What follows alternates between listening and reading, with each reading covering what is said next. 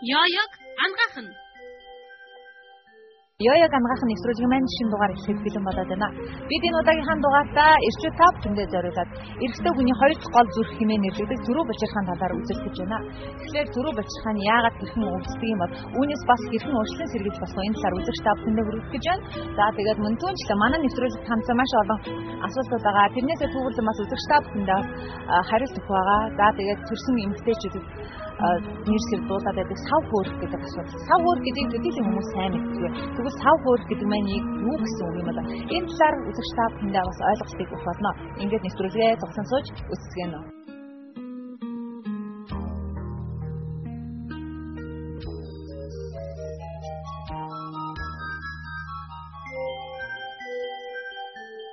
Эрүүлийн амьдрч эрч хүчтэй байя гэвэл өдөр тутам хэрэглэдэг хүнсэндээ анхаарах нь чухал гэж 21-р зууны хүмүүс үзэж байна.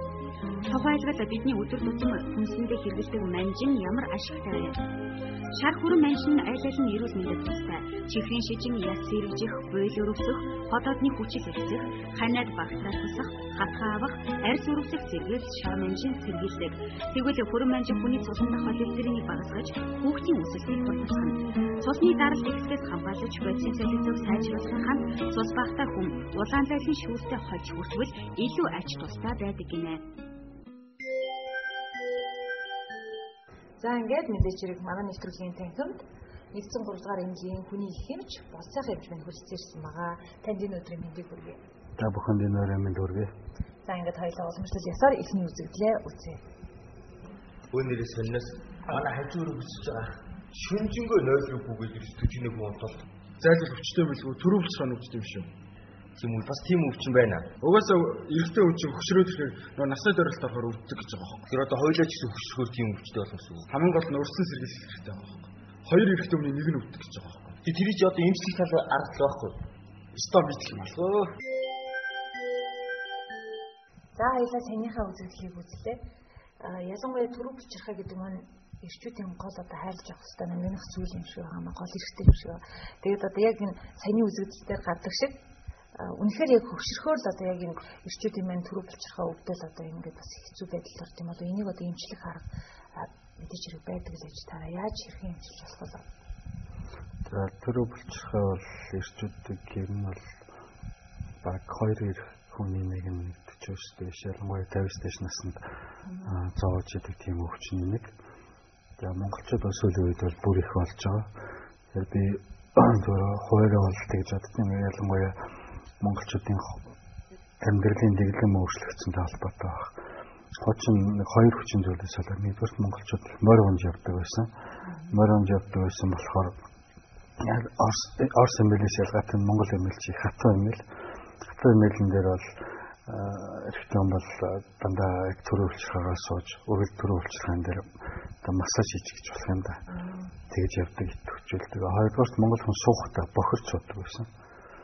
Бохирч сууна гэдэг нэг өвдгөө босоход нөгөө өлийн өсгий эрэгтэй хүн дээр бол яг төрөө булчирхаан дээр ирдэг, эмэгтэй хүн дээр херцэн дээр ирдэг. Энэ бол яг нарийн ярих юм бол йогийн маш хүн дасгалуудын нэг нь яг ийм судалтай байдаг. Тэгээ бүрэн монгол судалгаа төрөө булчирхаан юм уу эмэгтэйчүүдийн хөрлийн үед бас хэрэгэлдэг тийм судал байдаг. Явган суугаад Николих хуулимээр суугаад тэр хуулийнх нь өсгийн яг хязцсан дээр эрэгтэй хүн дээр бол төрөө булчирхаан дээр эмэгтэй хүн дээр хязцсан дээр тэгээ нөгөө өвдгөн дээр манайхаас ялгаатай хөлөө босох биш нөгөө бас нэг жоохон өөрчлөө тийм. Одоо тэрнээс болчихсноос болоод болт юм шиг төрөө булчирхаа гэж өөрөө юу юм бэ гэвэл за энэ зурган дээр хүний энэ таацны зураг байна тийм ээ. Энэ бүдүүн гэдсэн явж байна. Энэ давсган байна. Давсганы доор энэ төрөө булчирхаа давсгнаас ингээд шээсний сувг гараад ингээд бүлэг эрхтэн рүү ороод ингээд эрхтэн хүн дээр ийм байралтай байдаг бахны. Тэрийн төрөө булчирхаа яг шээсний сувгийн гадуур нь ингээд битүү. Шээсний сувгаар төрөө булчирхааны дондор сүвлж явдаг гэсэн. Тэр ямар нэгэн байдлаар хавдчих юм бол дээрээс нь дарах нь тийм. Энд нь хавдар дарчих юм бол ингээд дарчих нь. Тэрнээсээ болоод эрхтэн хүн нэгдүгээр хитүүлж шийдэг. Шээсэн ч гэсэн давсган шээс үлдчихдэг. Тэгээд гүч шээгээгүй мэдрэмж төрөөд ойрхон шээгээд байдаг юм болчтой. Тэгээд энэ төрийн үйлчлэгнээс болоод давсагч гэсэн их амархан агш унтгаж жижигмтгай болоод байдаг. Тэгээд гол шинж тэмдэг нь гэвэл сая хэлсэн шинж тэмдгүүд тэгээд шин 2-оос дээш бас шийх юм бол тэр хүн энэ төрийн үйлчлэг өөрчлөлттэй болжээ гэж бодох болно. Тэгээд энэ үед гол мэслийн хаалга гэдэг ямар хаалга гэдгийг харъя. За төрийн үйлчлэг маань энэ байна.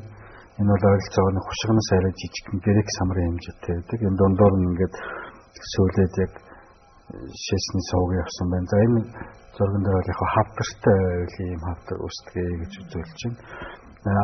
Хоёр үрийн сувг хоёр талаас нь орж ирээд яг энэ төрөв булчирхайн дотор бол бас энэ шээсний сувг руу нийлдэг. Төмсгнөөс ирж байгаа үрийн сувг. Тэгээд төрөв булчирхай эргэн тойрон бас лимфийн булчирхайнууд байдаг.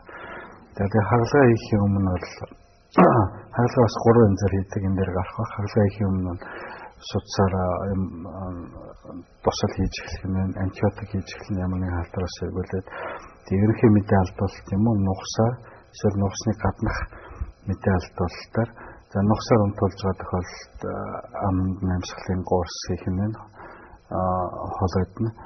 Тэгээд давхар бас нугасаар унтуулж ирсэн ч гэсэн давхар бас баг зэрэг өвчин дарахтай авшруулах юм бас хийж өгдөг. За ерөнхийдөө 3 аргаар хийж болдог. Нэгдүгээрт нь хэвлийн уртлаар шууд хэвлийн нэгэд хийж болдог. Хоёрдугаарт нь нэгдүгээрт нь хэвлийн, хоёрдугаарт нь хязгангаар, гуравдугаарт нь дурангаар хийж болдог гэж зааж өгч юм. За энэ хэвлийн төслөг гэх юм бол энэ хэвлийн гол цагаан шугамар төслөг хийдэг. Хязгангийнх бол энэ доор яг энэ төмсгний арталд анс хоёрын дундор ингэж төслөг хийж өгдөг. Дурангийн хагалгаа нь бол харин өмнөх олгооны хагалгаа өмнөх ярьжсэнтэй адилхан урдаас нь 3 юм уу 4 дуран оруулаад хийдэг. Тэгээ аль нь ч гэсэн ерөнхийдөө хүрх зам нүүр боловч хагалгаа хийж байгаа арга нь бол адилхан. За энэ нэгдүгээрт энэ төрөв булчирхайгаа эргэн тойрны эдээс салгана. Тэгээд зөвхөн хавдрын наам гэх юм бол сая ийм хэсэгч байдаг юм тийм ээ.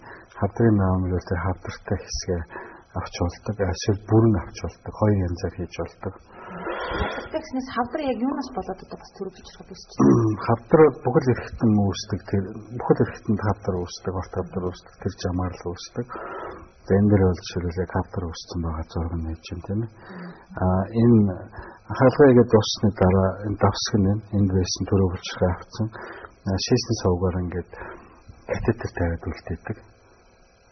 Учир нь гэвэл энэ яг энэ төрөв булчирхайны цааталт давсган дээр юм чангалуур булчин байдаг.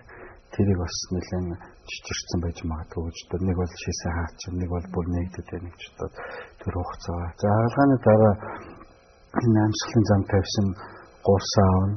Сэхний өрөөнд оруулаад зүрх судасны системийн хянахын өвчин дарахын антибиотик хийн.